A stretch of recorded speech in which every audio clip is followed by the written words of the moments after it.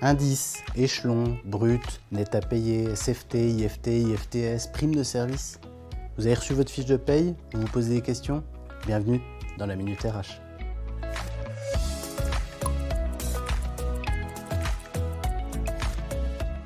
Commençons par la rémunération des titulaires. Le moins qu'on puisse dire, c'est qu'elle est extrêmement complexe. Il faudrait plus d'une minute pour entrer dans tous les détails. Il faut retenir 3 idées. La composante principale de la rémunération est le traitement de base, qui est une multiplication entre des points d'indice qui dépendent de votre échelon et la valeur du point. Le nombre de points d'indice est défini par votre ancienneté dans un métier ou un grade. Deuxièmement, s'ajoutent à ce traitement de base des éléments variables de paye. Certains dépendent de votre situation familiale, comme le supplément familial. D'autres sont des primes. Impossible de les lister, il en existe plus de 60, avec pour chacune des niveaux différents.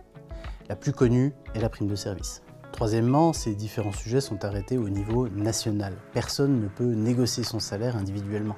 Certaines primes doivent en revanche faire l'objet d'une négociation collective avec les syndicats, mais dans le cadre d'une réglementation nationale.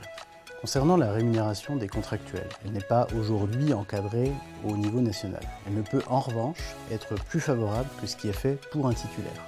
Le protocole de gestion des contractuels que le CHRU a signé avec 3 organisations syndicales définit les grilles utilisées localement ainsi que les primes qui peuvent ou non être versées aux contractuels.